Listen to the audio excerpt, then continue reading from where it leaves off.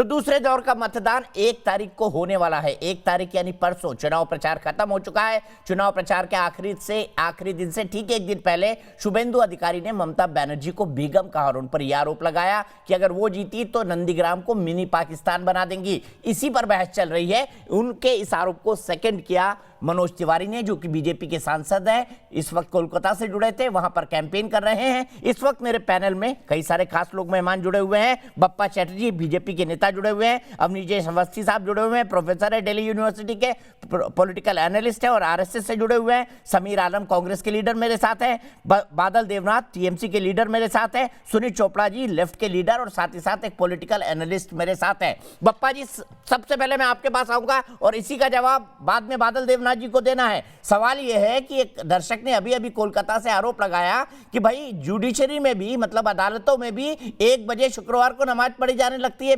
बीच अदालतों के बीच, और वहां पर कुछ बाजार ऐसे हैं जिनको पाकिस्तानी बाजार कहा जाता है। उनके आरोप में कितना दम है? ये एक मेरे सामान्य दर्शक थे जी, उन्होंने कुछ गलत नहीं कहा है, क्योंकि विषय ये है कि ये सच्चाई है। बंगाल की यही सच्चाई है कि बंगाल में आज रास्ता ब्लॉक करके, ये सिर्फ कोर्ट का बात किए हैं, ये रास्ता ब्लॉक करके, रेलवे स्टेशन ब्लॉक करके, कहीं भी पब्लिक प्लेस को ब्लॉक करके एकदम मस्जिद में नमाज पढ़े, इबादत करे, इनमें कोई दिक्कत नहीं है। लेकिन आम पब्लिक को मुश्किल में डाल के ये कौन सा इबादत है, ये कौन सी शिक्षा है जहां पर ही आप आम आदमी, आम नागरिक को परेशान करते हो, परेशानी में डालते हो। ये सही में परिस्थिति है बंगाल की जमीनी हकीकत ये, क्योंकि बंगाल में टीएमसी दल का प्रेम जो है वो रोहिंग्याओं के प्रति है। वो बांग्लादेश से जो लोग आके घुसपैठ कर रहे हैं उनको बचाने के लिए ये लोग काम कर रहे हैं, उन्हीं को वोट बैंक के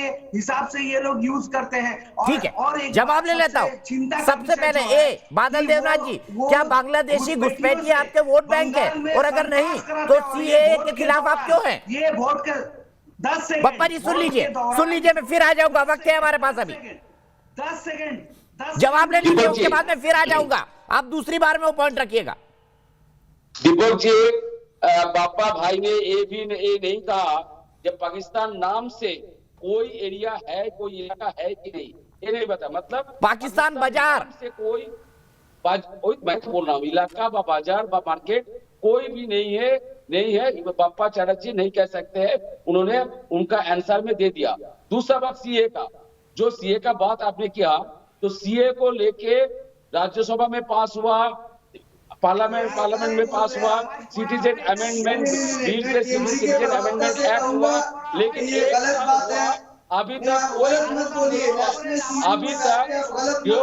ने, जो सच है उसको मानिए, आप बोलिए उस विषय पे कि रास्ता ब्लॉक करके, रोड ब्लॉक। अच्छा, रास्ता ब्लॉक करके नमाज होती है क्या बादल देवनाथ जी? सीए छोड़ दीजिए, समीर भाई बीच में मत बोलिए, मैं इसके बाद आप ही के पास आऊंगा। क्या रास्ता ब्लॉक करके नमाज होती है पश्चिम बंगाल में? क्योंकि कई बार कोर्ट इस पर आपत्ति जता चुका है कि रास्ता ब्लॉक कर नमाज नहीं होनी चाहिए। कैसे खेली जाती है उसका जवाब दीजिए।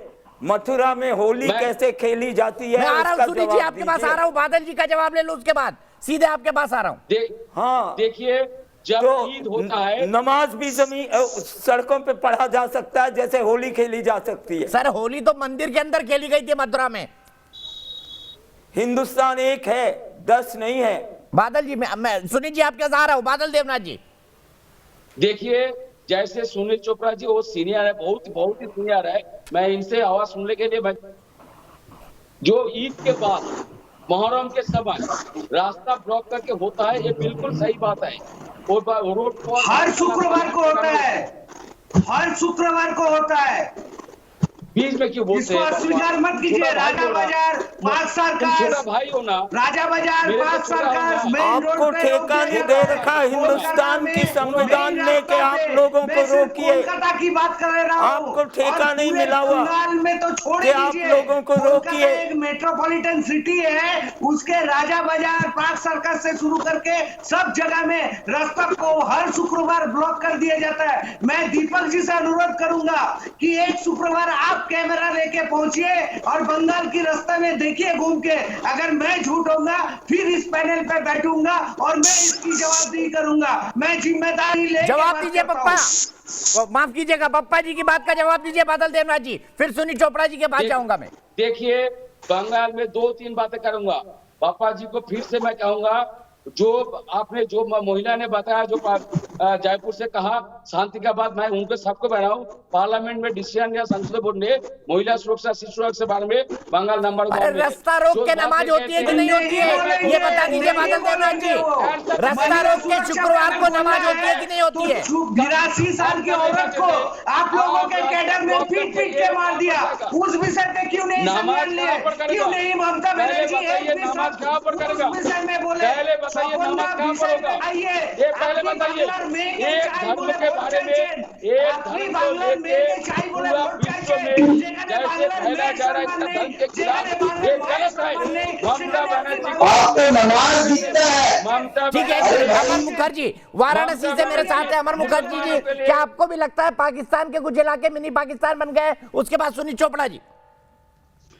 हाँ बिल्कुल बिल्कुल, पाकिस्तान बना दिया गया है, और ये तो इस पर तो बहस होनी ही नहीं चाहिए। इस पर बहस क्यों हो रहा है, आपको यही नहीं समझ में आ रहा है। जो गलत है वो गलत है, इस पर बहस होने का, ये तो शर्मिंदगी की बात है कि इस पर आज बहस होने जा रहा है।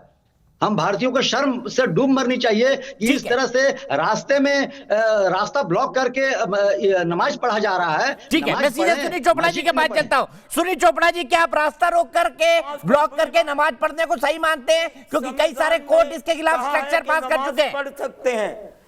आप संविधान के ऊपर अपने आप को मानते हो? संविधान में कहाँ लिखा हुआ है कि रास्ता रोक करके नमाज पढ़ी जाए? जहां आपकी बकवास लोग मान लें। सर, संविधान में कहाँ लिखा हुआ है रास्ता रोक करके नमाज पढ़ी जाए?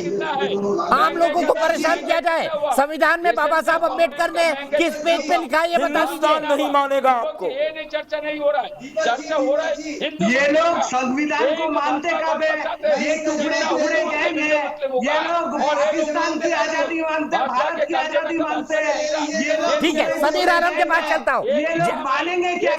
सुनील चोपड़ा जी रुक गए। समीर आलम जी, क्या रास्ता रोक के नमाज पढ़ा जाता है? समीर आलम जी बताइए।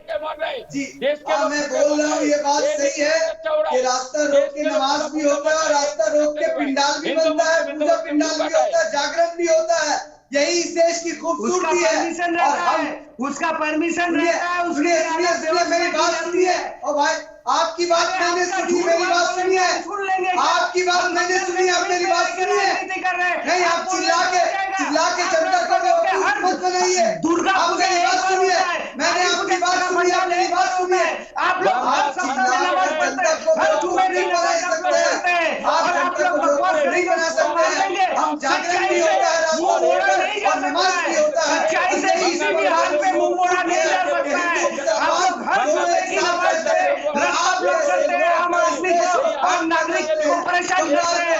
हम लोग पूजा हाल में स्नान करते हैं, वो भी परमिशन लेके, वो भी तीनों एक साथ बोल रहे हैं, तीनों एक साथ बोल रहे हैं। समीर आलम जी, बप्पा जी रुक जाइए। समीर आलम जी जवाब दे रहे हैं। समीर आलम जी कंक्लूड करिए। जी, मैं ये कह रहा हूँ, यहाँ नमाज भी होती है, जागरण भी होता है, और पूजा भी होता है।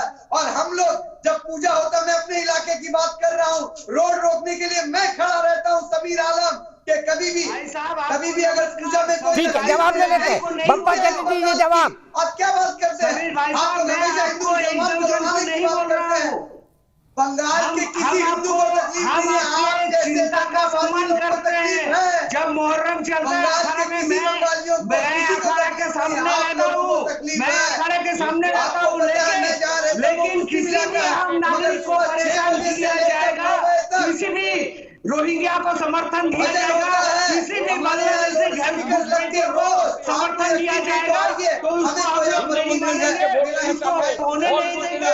ठीक है, मैं आज क्लोजिंग कमेंट अभिषेक जी से लेता हूँ। अभिषेक जी, सुनील चोपड़ा जी से ने कहा कि संविधान के हिसाब से चलिए। क्या बाबा साहब के संविधान में लिखा है कि सड़क रोक के हर हफ्ते नमाज पढ़ी जानी चाहिए शुक्रवार को?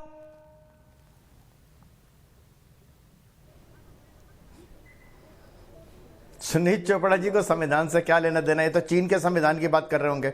भारत के संविधान से तो इनको कोई लेना देना नहीं है। भारत के राष्ट्रगान से नहीं, भारत के राष्ट्रगीत से नहीं, भारत के किसी याद से नहीं है। आज भी नारा लगाते हैं, लाल किले पर लाल निशान मांग रहा है हिंदुस्तान। चीन के बारे में कुछ बोल सकते हैं, भारत के बारे में बोलने में इनको क्या है। बात सच ये है कि वहां की जनता, और आपको वहां की जनता ने, वहां के दर्शक ने ये बताया है। सुनीत चोपड़ा जी कहां है वहां पर? ये तो जनता जान रही है ना, जनता अपनी आंखों से देख रही है कि वहां पाकिस्तान बाजार है, वहां सड़कों पर नमाज अदा की जाती है रास्ते रोक करके, और मिनी पाकिस्तान बनाने की बात बाकायदा पाकिस्तान रिपोर्टर को कहा जाता है कि आइए मैं दिखाऊं मिनी पाकिस्तान, और शाह आलम कहते हैं 4 पाकिस्तान बना देंगे हम 30% के दम पर, 70% कहा जाएंगे। ये सच है ना, ये सच है, बिल्कुल सच है।